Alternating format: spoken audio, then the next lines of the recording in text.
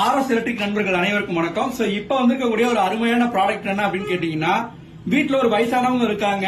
அந்த வீட்டுல இருக்கக்கூடிய ஒரு சுவிட்ச், ஒரு ஃபேனை வந்து ஆஃப் பண்ணி ஆன் பண்றது, இல்ல லைட் ஆஃப் பண்ணி ஆன் பண்றது கொஞ்சம் கஷ்டமா இருக்கு.